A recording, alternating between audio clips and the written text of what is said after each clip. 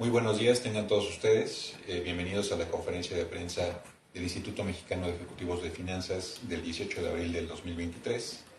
Primero que nada me voy a permitir presentar al Presidium, encabezado en esta ocasión por el ingeniero José Domingo Figueroa Palacios, el presidente nacional del Instituto Mexicano de Ejecutivos de Finanzas, la contadora público certificada Teresa Rodríguez Bastidas, presidente del Comité Técnico de Estudios Fiscales, el maestro Mario Correa Martínez, presidente del Comité Nacional de Estudios Económicos, y su servidor Gerardo González Ayala, director general. A continuación le cedo la palabra al ingeniero José Domingo Figueroa para que nos dé lectura del boletín de prensa. Adelante, José Domingo. Gracias, Gerardo. Antes que nada, buenos días a todos. Buenos días a todos. Bienvenidos a nuestra conferencia del mes de abril. Me voy a permitir leer el boletín de prensa en los mensajes principales. A pesar de que los pronósticos para la actividad económica y la inflación mejoraron en el margen de la actual entrega de nuestra encuesta de expectativas, el escenario económico previsto sigue siendo débil, con alta incertidumbre y con una serie de riesgos latentes procedentes tanto del entorno global como del doméstico. En el entorno global, las tensiones geopolíticas van en aumento, con una fricción más evidente entre China y Taiwán, con el conflicto en Ucrania lejos de resolverse y con señales de fragmentación más claras en el orden mundial por las presiones económicas que generan los conflictos. Por otro lado, la economía global ha mostrado avances positivos y parece, en la superficie, encaminada a una recuperación gradual, al tiempo que la restricción monetaria de los bancos centrales comienza a rendir frutos en el descenso de la inflación.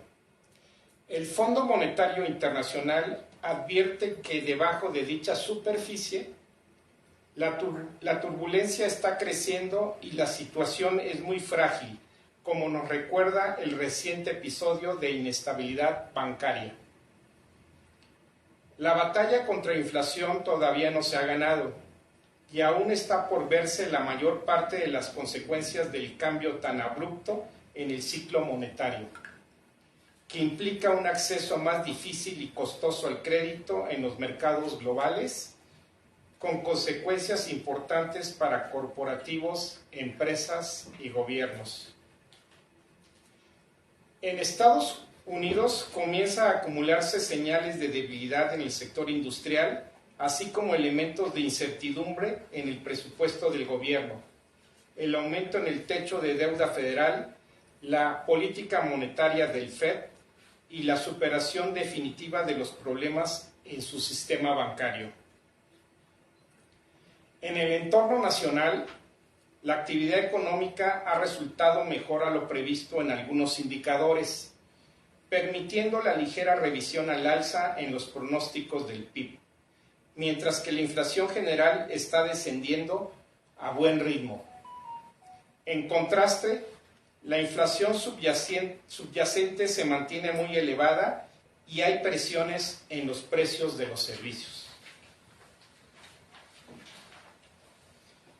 En este entorno, son preocupantes las repercusiones que implicaría la aprobación en el Congreso de la Unión de la iniciativa con proyecto de decreto por el que se reforman, adicionan y derogan diversas disposiciones en materia administrativa, así como el paquete de reformas en materia minera que atentan contra el Estado de Derecho, convirtiéndose en inhibidores de la inversión en el país.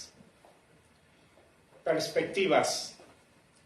Las perspectivas de actividad económica mejoraron de 1.4 en el mes pasado a 1.5% en la actual encuesta para el 2023, mientras que para el 2024 se mantuvo sin cambios en 1.9%. Si bien es bienvenida la mejoría, hay que notar que las tasas de crecimiento siguen siendo bajas para las necesidades del país y para el potencial que se estima alcanzable de por lo menos 2%, lo cual quiere decir que para las empresas y hogares en el país, el entorno seguirá siendo retador y habrá que privilegiar la prudencia en las decisiones económico-financieras.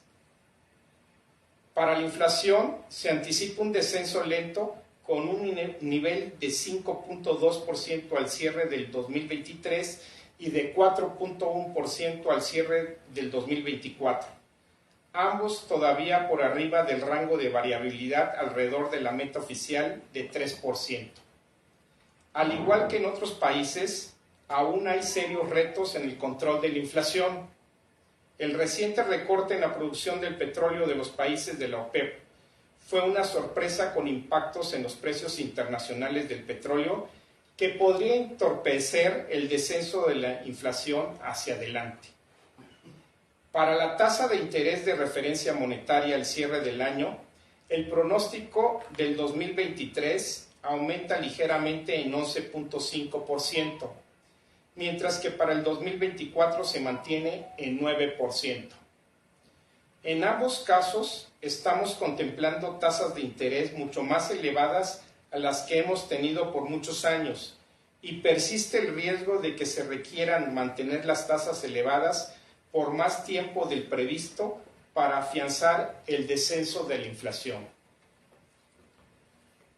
La creación de empleo medida por los asegurados en el IMSS se anticipa en 450,000 puestos para el 2023 y 537,500 para el 2024, con un repunte que dependerá en gran medida de que se concrete el mayor ritmo en actividad económica.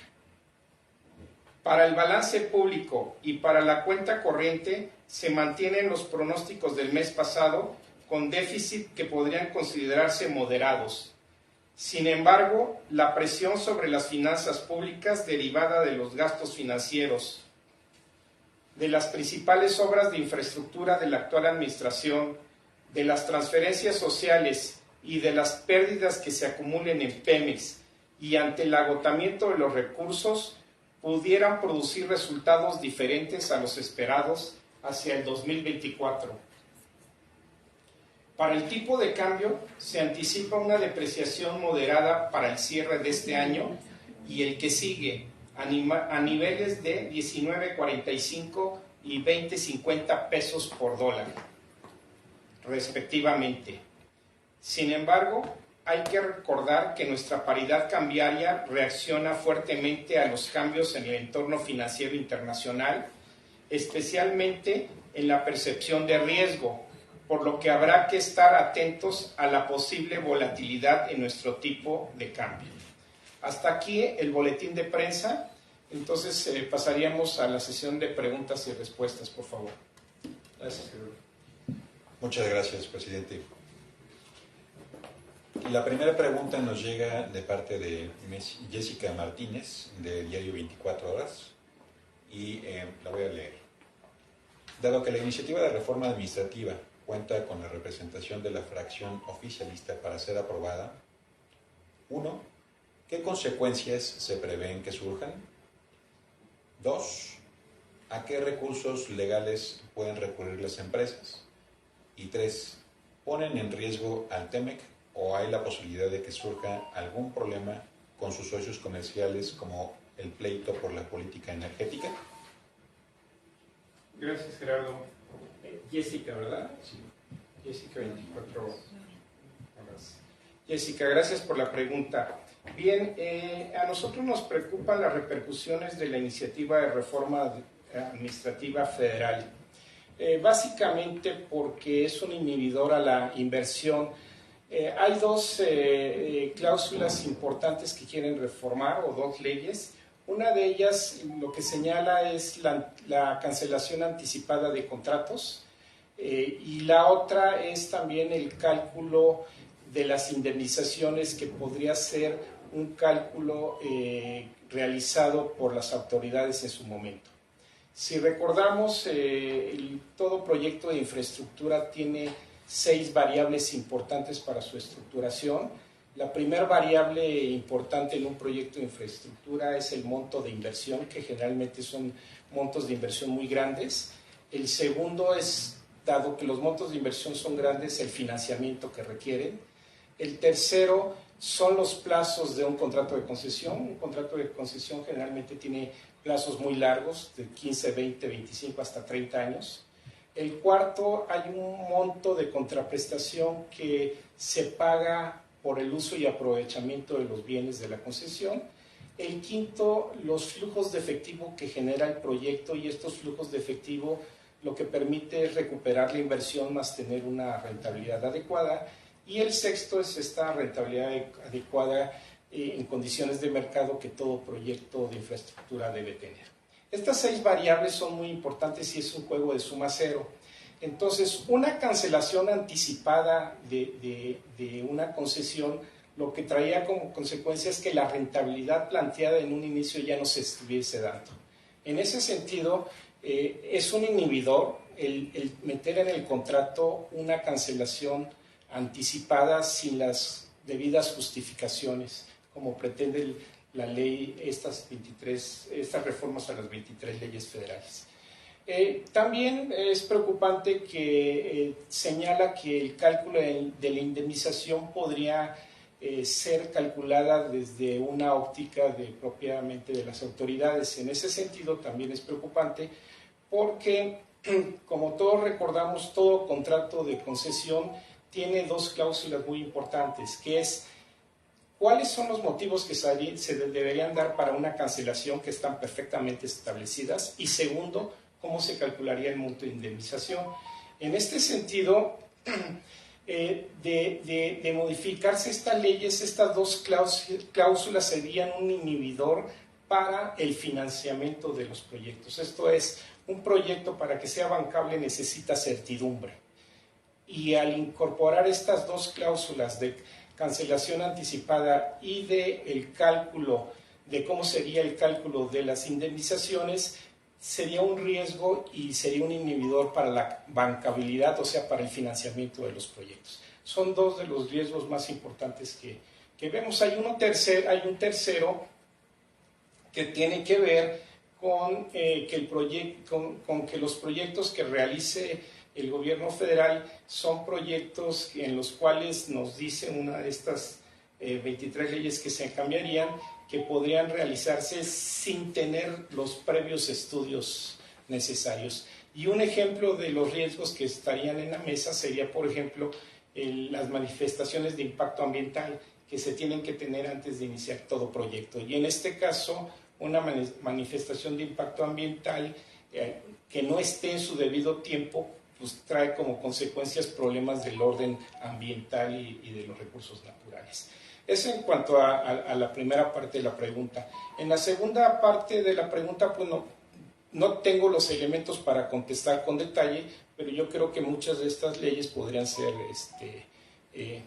vía de revisión ante acciones legales, aunque no tengo el detalle en este momento. Gracias, Jessica. ¿Me permite hacer un paréntesis sobre este mismo tema? Disculpe, Francisco Rubio, reportero financiero. Sí. Sobre este mismo tema, ¿han sido requeridos por parte de los partidos políticos representados en la Cámara de Diputados para hacer esta exposición, estas advertencias de lo que implicaría hacer estas reformas? No. ¿O lo buscarían ustedes el diálogo? Gracias. No específicamente, sin embargo, el jueves, esta semana, está la semana, no recuerdo bien el nombre de la semana, pero es la Semana de la Infraestructura que está organizado por la Cámara de Diputados, y estamos invitados en uno de los paneles el día jueves, en el cual externaremos nuestra preocupación al respecto. Sobre ¿cuál es la tercera pregunta, Gerardo? Si ponen en riesgo.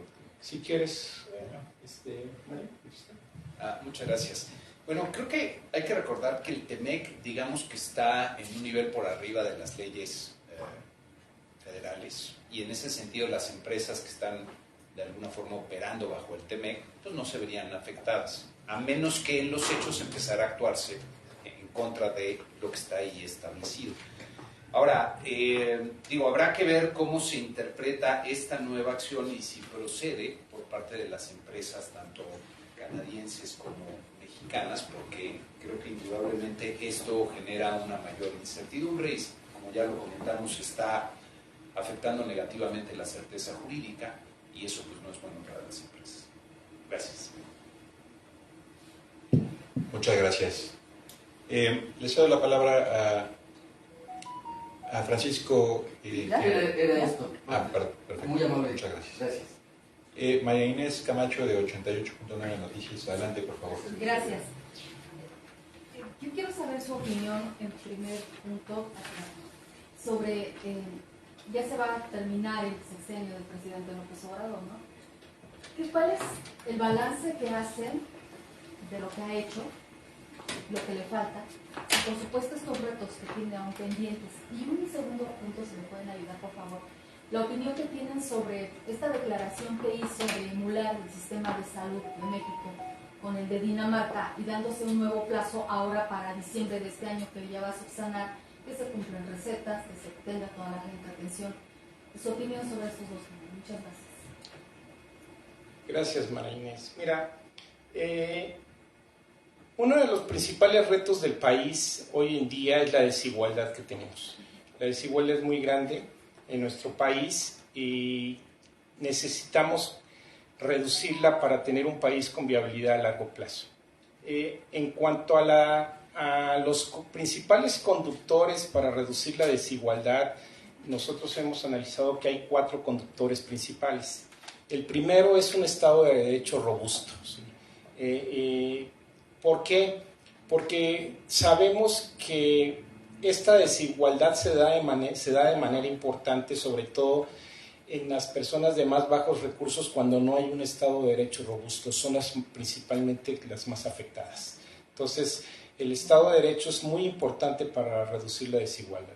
El segundo conductor para reducir la desigualdad es certidumbre para desarrollar inversiones en nuestro país. Ya sabemos que las inversiones nos generan empleos y es también un conductor importante para reducir la desigualdad. Y las inversiones van de la mano también con el Estado de Derecho. Si tenemos Estado de Derecho que nos dé certidumbre para la inversión sobre estos temas que acabamos de hablar ahorita, pues vamos a tener más inversión y por lo tanto más empleo, y también es un conductor para reducir la desigualdad. El tercero, y que es uno de los puntos que tocaste, María Inés, es también el tercer conductor para reducir la desigualdad son los sistemas de salud. Sistemas de salud de calidad y al alcance de todos. Hay un 28% de la población en México que no tiene acceso a ningún tipo de salud. Y sabemos que de ese 28% hay alrededor de un 25% que pierden todo su patrimonio por atender las necesidades de un familiar en situación de salud grave. Entonces, un sistema de salud de calidad y al alcance de todos también es un conductor importante para reducir la desigualdad. Ahí la importancia de contar con un buen sistema de salud. Y el cuarto conductor que permite reducir la desigualdad es educación, pero educación de calidad obviamente, pero enfocado a la nueva economía, que es la economía de la innovación, del capital intelectual, de la economía digital. Esos 4 conductores son importantes para reducir la desigualdad, y ahí es donde se debe trabajar para tener un país con viabilidad a largo plazo. Haciendo un balance, como tú decías, bueno, tenemos que trabajar de manera importante en Estado de Derecho. Ahí, el año 2022 retrocedimos en este sentido. Un Estado de Derecho robusto nos va a permitir tener inversión, y entonces, como esta reforma de las 23 leyes es un inhibidor de la inversión, es donde también tenemos que trabajar para dar la certidumbre y tener mayor inversión, y sistemas de salud, como ya dije, la importancia de la educación enfocada a la nueva economía. Perdón que lo interrumpa, don José. Por ejemplo, esta meta que se puso el gobierno, porque dijo que se le atravesó pandemia y por eso no hizo nada, de llegar a diciembre con este nuevo sistema de salud, alcance para todos, ¿cree que sea una meta que se vaya a alcanzar o simplemente como estamos ya ante la antesala de las elecciones en el Estado de México y se viene en 2024 las elecciones generales, sea nada más el de, como dicen por ahí, el comprometernos en pobreza? Recordemos que todo proyecto de todo tipo tiene un plazo importante de instrumentación, de crecimiento y de maduración, y sobre todo un proyecto como un proyecto del sistema de salud, son proyectos que lleva bastante tiempo poderlo consolidar para poder tener las condiciones de dar salud al alcance de todos y de calidad. Yo creo que como todo proyecto lleva su tiempo. Y don Mario, si me puede usted ayudar ahora en este balance, pero en materia económica, ¿no? O sea, pues el gobierno dice 3% en su crecimiento no lo mueve, organismos pues lo han mejorado, pero aún así empleos, inflación siguen conduciendo el lastre, ¿no?, de la economía, y bueno, estas políticas o iniciativas que lanza el Ejecutivo meten ruido y al final a veces la sacan y la dejan, ¿no? Sí, yo creo que el indicador que podríamos ver si buscamos uno solo para evaluar lo que se hizo a lo largo del sexenio sería el Producto Interno Bruto por habitante, el llamado PIB per cápita, que es el que te sirve y además es comparable con lo que han hecho otros países. Es cierto que a esta administración le tocó la pandemia, pero a todos los gobiernos del mundo les tocó la pandemia. Y cuando tú ves cómo se ha movido el PIB per cápita en México comparado con otros países, creo que ahí es donde eventualmente puedes hacer un balance. Hasta el 2022, y si tomamos datos del Fondo Monetario Internacional, pues el PIB per cápita en México estaba todavía por debajo de lo que tenía a finales del 2017. Mientras que otros países pues ya habían recuperado a pesar de la pandemia, países que podríamos hablar desde Perú, Brasil, Canadá, Estados Unidos. Inclusive a mí me llama mucho la atención el caso de Vietnam, que trae un crecimiento impresionante en su PIB per cápita en este periodo de tiempo. Entonces yo creo que ese va a ser el indicador que podríamos ver. Todavía falta todavía un par de este año y el que sigue, pero ese indicador nos va a decir, creo yo, en buena medida cómo estoy. De los retos que mencionas que están pendientes, yo creo que es cómo le va a entregar las cuentas y la economía a la siguiente administración. Algo que tuvo la fortuna de tener la actual administración es que la previa entregó una economía bastante fuerte, finanzas públicas bastante sólidas, deja de ponerlo así, un montón de guardaditos, y pues vamos a ver cómo la siguiente administración toma tanto las finanzas públicas como la situación de la economía en lo general. ¿Cree que va a ser una transición desordenada? Porque pues ya sabemos que él dice que en el INE le quieren hacer trampa. Bueno, ahorita ya se cayó porque ya quedó alguien al frente que es de su parecer. Pero a final de cuentas, el sexenio de López Obrador, ese que prometió un crecimiento de 6% de tasas anuales, se quedó atrás, ya se acabó, y ahora, si se espera, si me puede ayudar también, ¿qué es lo que va a hacer? ¿El gobierno va a impulsar nuevas iniciativas o simplemente se va a dedicar ya a hacer campaña como lo vemos ahora, utilizando el Palacio Nacional para hacer pues descalificaciones hacia los opositores, ¿no? Parece más bien un presidente de Morena que un presidente de México. Pues mira, podríamos especular un montón acerca de estos temas, pero pues la verdad creo que no tiene caso, creo que más bien hay que esperar a ver cómo se van dando las cosas. Lo que sí creo que hay que tener presente es que tenemos un entorno económico, financiero todavía bastante complicado, hay muchas cosas pasando en el mundo que de por sí representan retos para ese cambio de administración en el 2024. Si a eso le sumamos los factores internos, pues parece que vamos a tener una mezcla, híjole, de alto octanaje, ¿no? O ¿cómo la podríamos decir? Si fuera una bebida alcohólica, pues a lo mejor de varios grados. Pinta para ser nuevamente una transición complicada. Pero nuevamente hay que esperar a ver cómo se van dando las cosas. Estamos ante un entorno muy incierto. Si de repente empiezan a darse cambios positivos, pues a lo mejor nos llevamos una sorpresa y tenemos un cambio muy, muy bueno. Pero hoy día pinta de pronóstico reservado. Sí, en ese sentido hay que recordar que hoy en día estamos viviendo con una sociedad muy polarizada, fuertes presiones políticas como antesala de las elecciones del 24. Aquí lo verdaderamente deseable es de que en la medida de lo posible podamos tener esta transición de manera ordenada para el bien de la certidumbre de las inversiones en nuestro país, que, repito, es uno de los principales motores para el crecimiento del país, pero a partir de ese crecimiento también para el bienestar social de toda la población. Gracias, muchas gracias. Mario Álvarez de El CEO nos envía un par de preguntas. Dice, ¿de qué forma podría impactar la recesión de Estados Unidos en México? ¿Ustedes creen que la economía de México se podría salvar de una recesión? Bueno, como sabemos, las expectativas del Producto Interno Bruto para Estados Unidos, de acuerdo al Fondo Monetario Internacional para el año 2023, es de 1.6, cuando el año anterior fue de 2.1. Estamos hablando de que andamos muy cerca relativamente del crecimiento del Producto Interno Bruto en el 22. Aun cuando hay presiones importantes en la economía de los Estados Unidos, la verdad es que también hay muchas variables encontradas. Esto es, algunas con señales de que puede haber recesión o desaceleración, y otras que apuntan a una dinámica todavía importante de la economía en Estados Unidos. En este sentido, hay que recordar que dentro del IMEF tenemos el Comité de Fechado de Ciclos de la Economía de México.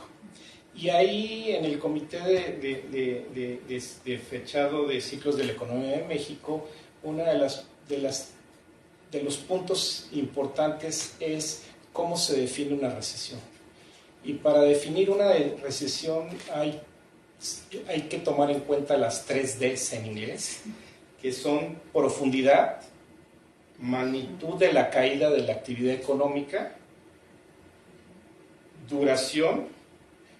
profundidad o magnitud de la caída de la actividad económica es una, 2, duración, y 3, difusión de la caída entre las diferentes actividades económicas. Es como se define una recesión. En realidad, si nos atenemos estrictamente a esta definición, más que nada lo que podría haber es una desaceleración más que una recesión en Estados Unidos.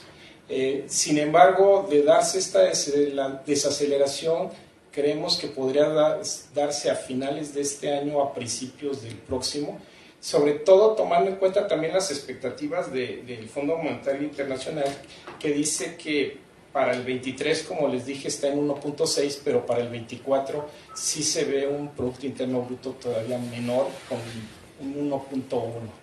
No sé, Mario, si quieras agregar algo al respecto. Sí, muchas gracias. A lo mejor para entender, y muchas gracias, Tocayo, por la pregunta, este tema de la recesión, porque la palabra suena muy fuerte, muy impactante, acapara titulares. No está en el escenario central de nadie el que vaya a haber una recesión, tanto en Estados Unidos como en México, en el sentido de la palabra que acaba de comentar José Domingo. Sin embargo, lo que preocupa es, y lo pondría de esta forma, el nivel que tenga de crecimiento la economía de cualquier país. Hay, en teoría, un nivel que es el potencial, y digamos que en ese nivel, que en México a lo mejor es 2%, pues digamos que es la situación normal en la que todas las empresas están batallando con los problemas usuales. Mientras más empieza a bajar el nivel de crecimiento, pues hay una mayor cantidad de empresas y de hogares que van teniendo problemas. Cuando hay una baja en la actividad económica, una tasa negativa, mientras más profunda es esa tasa, pues mayor cantidad de empresas y de hogares están pasando problemas, ¿no? Problemas financieros, problemas económicos, no se consigue trabajo, se cancelan planes de inversión, etc. Lo que se está mencionando hasta el momento, y la Reserva Federal recientemente en sus minutas lo acaba de dejar ver, es lo que llaman la posibilidad de una recesión ligera, que a lo mejor se tiene por ahí un trimestre con una tasa negativa de crecimiento. En fin, sería una situación económica no tan delicada. Eso es lo que está en los escenarios. que hay mucha incertidumbre y dependiendo de cómo se vayan dando las cosas, esa debilidad podría ser más marcada y llevar a mayores problemas. Es algo que está entre las posibilidades, pero en principio el escenario central que está contemplando los analistas, la Reserva Federal, Fondo Monetario, pues son básicamente tasas de crecimiento bajas, un entorno débil a secas, y por eso creo que hacemos énfasis en la nota, que es, si bien estamos mejorando la perspectiva de crecimiento de este año, sigue siendo un entorno retador, sigue siendo una tasa de crecimiento pues por debajo de lo que deberíamos estar observando. Entonces, espero que con eso más o menos se complemente el tema, porque nuevamente la recesión es una palabra muy fuerte que acapara reflectores, pero hay que entender, ¿no?, que depende de la magnitud que tenga para saber el tamaño de los problemas que se pueden estar generando en la economía. Y luego, si México se puede salvar de una recesión, pues nuevamente el escenario central no es una recesión, sino que el crecimiento se mantenga bastante bajo. Lo que sí creo que hay que tener muy presente, la economía mexicana está muy vinculada especialmente a la producción industrial de los Estados Unidos.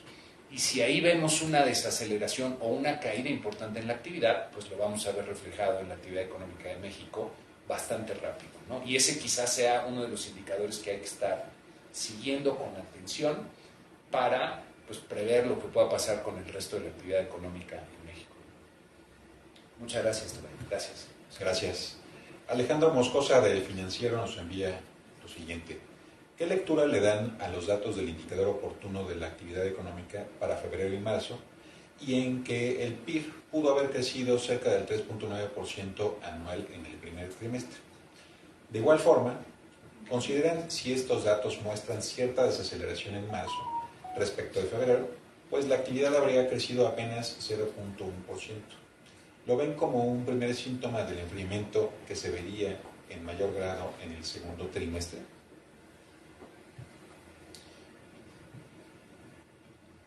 Gracias, Alejandro.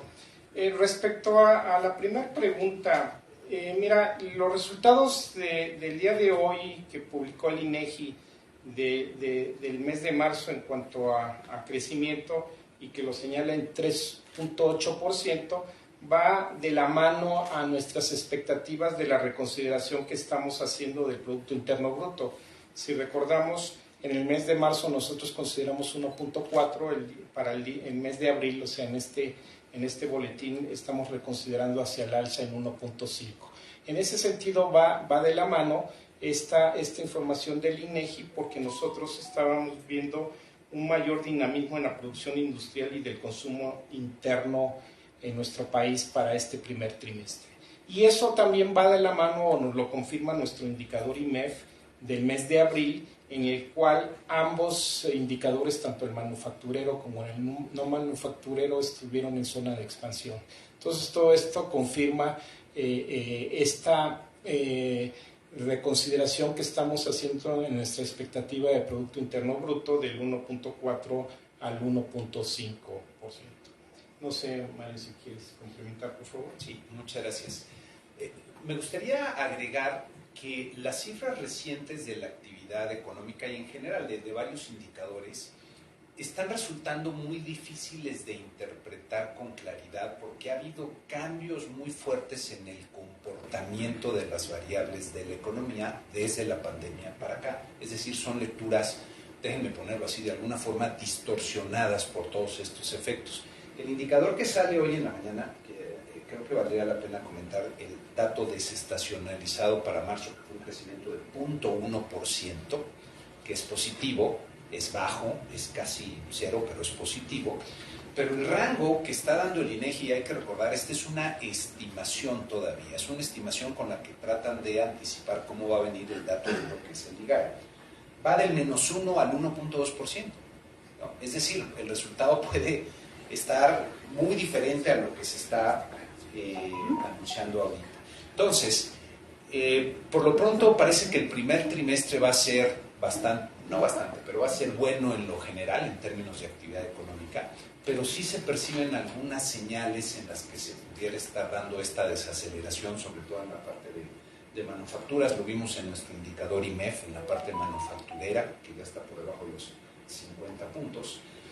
Y lo que estamos empezando a ver es cómo va a venir el segundo trimestre, que es donde van a empezarse a ver, si Estados Unidos está desacelerando, en el segundo trimestre van a empezar a verse esas cifras y van a empezar a verse el impacto que tengan en la actividad económica de México. Entonces, déjenme ponerlo así, a lo mejor el primer trimestre ya es noticia vieja, hay que empezar a enfocarnos en los datos del segundo trimestre, ¿no? Y muchas gracias por la pregunta, Alejandro. Gracias. Muchas gracias. Santiago Nolasco, del Economista, envía una pregunta similar a la que acabamos de responder. De todas maneras voy a dar lectura por si desean ampliar la respuesta. Hoy se dio a conocer el indicador oportuno de la actividad económica IOAE y la economía creció 0.1% en marzo en comparación con el 0.7% de febrero. ¿Consideran que esta desaceleración estaba prevista o el dato les ha sorprendido? Muchas gracias. Yo diría que queda dentro de lo esperado, no hay sorpresas, aunque nuevamente hay que ver cómo se va interpretando ya más con detalle. Ahorita estamos hablando de bote pronto de los resultados. Para acabar de comentarlos, si ven la parte de industrias, de la parte secundaria que es la industria, pues no creció, fue 0 la estimación. Y la parte de los servicios, que son 2/3 partes del total de la actividad económica, creció 0.1%, es decir, muy bajito, ¿no?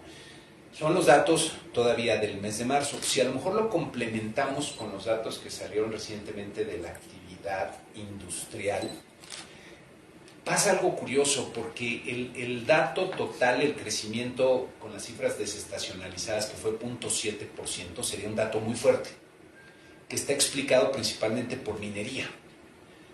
Pero dentro de minería, si uno ve los detalles, y son de las cuestiones técnicas que hay que tener presente, a la hora de que se hacen estas estimaciones desestacionalizadas, se hacen por separado del indicador madre, vamos a decirlo así, de los diferentes componentes. Entonces, si uno ve cómo evolucionaron los componentes de minería y se integran para ver cuánto da el componente total de minería, en lugar de crecer 4.1% hubiera sido 1.8%. Y si eso lo llevas al indicador de toda la industria, pues en lugar de 0.7 hubiera sido 0.1.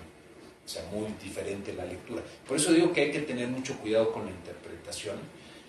Lo que sí creo que podríamos comentar es que pues no son cifras extraordinariamente fuertes las que estamos viendo, y creo que sí empezamos a ver algunas señales de desaceleración en algunos de estos componentes de estos indicadores. Entonces, bueno, espero con esto haber aportado un poquito a la lectura del indicador. Nuevamente, esta es la reacción a bote pronto, habrá que ver más a detalle cómo van las diferentes ramas de los diferentes componentes del IGAE, y ya que lo veamos, podremos estar en posibilidades de comentar más qué es lo que está pasando. Gracias. Gracias. Ángeles Aguilar, de ADN 40, nos envía 2 preguntas. ¿Hasta cuándo ven ustedes que podrían comenzar a bajar las tasas de interés? ¿Y por qué para el próximo año, a pesar de que no cambiaron sus perspectivas del PIB, redujeron sus pronósticos para la creación de empleos? ¿Qué están viendo ahí? Bueno, en cuanto a la primera pregunta de cuándo podrían empezar a reducirse las tasas de interés, nosotros lo que vemos es que probablemente van a continuar, estamos esperando un incremento probablemente de 25 puntos base en la próxima decisión de Banxico, y de ahí que permanezca constante por varios meses. Probablemente a finales del año podría empezarse o en el cuarto trimestre del año podría empezarse a notar una probable disminución de las tasas. Es lo que nosotros tenemos en mente. Y en cuanto a la segunda pregunta, no sé, Mario, si gustas contestar. Sí, con gusto. Nada más aquí una precisión, José Domingo, porque en el pronóstico todavía estamos con 11.50 para el cierre del año, sí, en la tasa de Banco de México. Entonces, de hecho, empezaría a bajar hasta el 2024, ¿no? Y ahí pues hay muchas opiniones diferentes respecto a en qué momento, si va a ser en la primera parte del año, si va a ser en la segunda. Creo que aquí hay que tener muy presente que no hay que cantar todavía victoria con el tema de la inflación. La inflación ha estado desacelerando en el índice total, pero la parte subyacente está muy terca, déjenme ponerlo así, especialmente la parte de servicios todavía sigue creciendo. Y eso no solo en México, también en Estados Unidos está pasando y en otros países algo similar. Y mientras no se tenga claridad que ya la inflación va definitivamente a la baja, pues se ve muy difícil que los bancos centrales vayan a empezar a bajar la tasa de interés. Eso es en cuanto a la tasa. Y respecto a la baja en la creación de empleos, sigue siendo un dato relativamente fuerte el del año que viene. Pasa algo curioso con las estimaciones y a lo mejor es la explicación que podría dar a esta baja. Como estamos viendo, pues buenos resultados este año se están acumulando. Cuando tú comparas el año que viene contra el presente, pues podría ser que las estimaciones te arrojen este menor crecimiento en la creación de empleos. Y eso es, o sea, no hay detrás una explicación de algún problema específico, algún factor específico que esté dando esta baja. Creo que habría que verlo ahorita nada más como una peculiaridad de las estimaciones estadísticas que se hacen. Ojalá tuviéramos alguna respuesta más concreta, pero creo que no la hay para esta pregunta, Ángeles. Muchas gracias. Gracias. Miguel Ramírez, de Impuestum, quien se encuentra de manera presencial. Adelante. Buen día. A mí me gustaría saber cómo les fue a las personas morales en las declaraciones, ya que se presentaron diferentes cuestiones con las aplicaciones del SAT. De cada 10, ¿cuántas se pudieron presentar bien? ¿Cuántas no? Y si quedaron satisfechos con lo que dijo el SAT de que todos sus movimientos de innovación les habían servido para que presentaran una declaración más fácil. Muchas gracias. Físicas también. Pues justamente en personas físicas ahorita estamos en el mes de la presentación. Este concluye hasta el 30 de abril.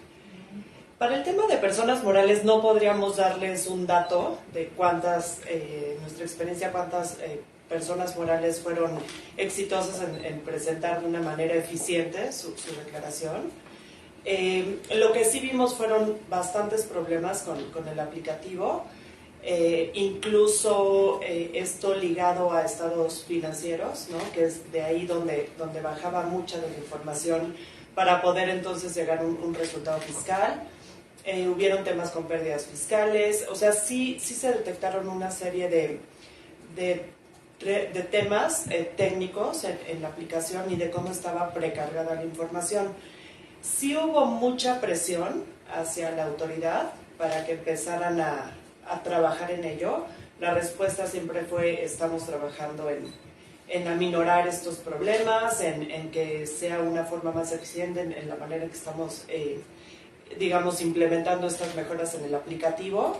Pero yo creo que fue de los años más complejos para las empresas en la presentación del anual, y se viene el dictamen fiscal, ¿no? Que ese es todavía un problema mayor que estamos viendo desde un punto de vista práctico, ¿no? Cómo poder cumplir con todos estos aplicativos en tiempo y forma como lo señalan las disposiciones legales, ¿no? Entonces, yo les diría, sí fue un año con muchos complicaciones prácticas en el momento de poder proceder a presentar las declaraciones.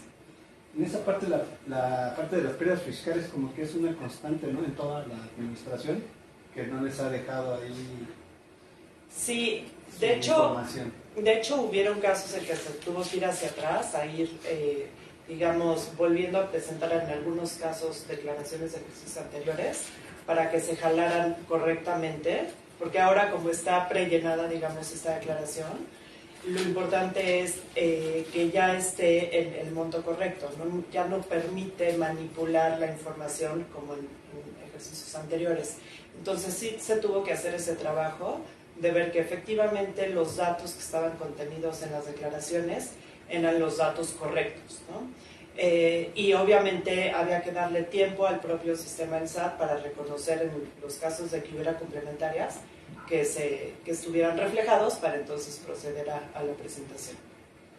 Y en el caso de físicas también estaban diciendo que hay unas cuestiones similares, que no todos los ingresos están reflejados en la información que presenta el SAT. Sí, hay varias inconsistencias también por ahí, ya lo estamos moviendo con la autoridad. Hay temas en dividendos, hay temas de distintas índoles. Debemos de también tener en cuenta que ha habido cambios en los FDIs, en las versiones, y pues evidentemente la mayoría de las personas físicas que presentan declaraciones son asalariados, ¿no? Personas físicas de sueldos y salarios que quieren obtener una devolución de sus saldos a favor, ¿no? Por virtud de las deducciones personales. Entonces, ahí lo que estamos viendo es que sí hay que tener mucho cuidado en cómo se hace el llenado de esta declaración. ¿Por qué? Porque si hay alguna inconsistencia que no coincida con los sistemas del SAT, entonces se van a estar rechazando estas devoluciones. Perdóneme, ¿puedo agregar una pregunta? Va relacionada al tema del compañero Miguel. Contadora Teresa, entonces, ¿cuáles serían, por ejemplo, las recomendaciones que ustedes hacen a estas personas que pues quieren deducir gastos médicos, lo que sea? ¿Cuáles son las recomendaciones que ustedes hacen? Y la segunda, pues las sanciones, ¿no? Porque pues a veces se nos va y eso. ¿Cuáles serían las sanciones a las personas físicas que no presenten en tiempo y forma pues esta declaración? Gracias. Sí, con gusto. Gracias. Bueno, por una parte, por lo que hace a cuáles son las recomendaciones, aun y cuando los aplicativos del SAT están sujetos a mejoras y pueden presentar algunos problemas, la mayoría de la información, y esto en experiencia de ejercicios anteriores, es que es correcta, ¿no? en su mayoría. Entonces, la primera recomendación sería verificar qué es lo que está en el sistema del SAT y con eso hacer el comparativo de lo que tenemos en nuestros papeles de trabajo. Debemos de tener en cuenta que las deducciones personales están topadas por la propia ley. O sea, no porque hayamos gastado más podemos deducirlo todo, ¿no? Está topado ya desde hace varios años. Entonces, esta es otra consideración que hay que tener en cuenta para presentar estas declaraciones. Y la otra es que entre antes se presente es más corto el periodo de tiempo para obtener el saldo a favor. Entonces, yo dijera, mi última recomendación, y creo que la más importante, es no dejarlo al final, ¿no? Si podemos ir ya trabajando en ello y queremos obtener estos saldos a favor, pues hacerlo a la brevedad. Por el lado de sanciones, hay obviamente, además de los sueldos de los asalariados, hay una serie de regímenes para personas físicas en donde están obligados a declarar ingresos por dividendos, intereses, ingresos del extranjero, reciclo, ¿no? Hay una serie de regímenes, además de sueldos y salarios, y ahí sabemos que la fecha límite es 30 de abril. Sin embargo, ¿qué pasa si se nos pasa la fecha o no nos dio tiempo? Somos acreedores a pago de actualización y recargos. Sin embargo, si hay una presentación voluntaria, aun cuando sea fuera de plazo, no va a haber multas adicionales, ¿no? A diferencia de que si el SAT detecta que no presenté la declaración cuando estaba obligado, además de actualización y recargos, nos pueden multar. Es decir, los montos podrían ir hasta los que no sé. Pues hay por ahí sanciones que pueden ir hasta el 75% del impuesto omitido. Gracias. Con gusto. Pues ya no tenemos más preguntas, por lo cual le cedo la palabra a nuestro presidente nacional para que nos... perdón, Miguel, adelante. Nada más, en la parte de la inversión privada en nuestro país, ¿cómo se ve su aplicación en este año? Porque por ahí veíamos que como que se ha mantenido estancada y ya este año decían, bueno, pues si no lo aplicamos, pues nos van a comer los extranjeros que vienen llegando y que están invirtiendo fuerte en el país. ¿Qué está pasando en la industria privada de nuestro país? En la inversión, bueno, las cifras más recientes que tenemos son las de enero y hubo una caída de 0.5%, si la memoria no me falla, en la inversión total del país. Y yo creo que si vemos las cifras, la inversión está muy rezagada respecto a los niveles que había mostrado pues por ahí del 2015, 16, 17 todavía. No se ha logrado recuperar la inversión a esos niveles, inclusive te diría que ni a los niveles prepandemia. Entonces, la inversión total está relativamente débil, creo yo, reaccionando o reflejando pues, un entorno de negocios que no ha sido favorable, ¿no? Para la inversión de las empresas. Entonces todavía nos falta ver activar ese motor que es fundamental para la economía, que es el de la inversión. ¿Ya no hay más preguntas? Ahora sí, le cedo la palabra a nuestro presidente nacional para que haga el cierre formal de esta sesión. Gracias, Gerardo. No, nada más agradecerles a todos la presencia en esta conferencia de prensa del mes de abril, agradecerles, nos vemos en la próxima del mes de mayo. Muchas gracias a todos, que tengan buen día.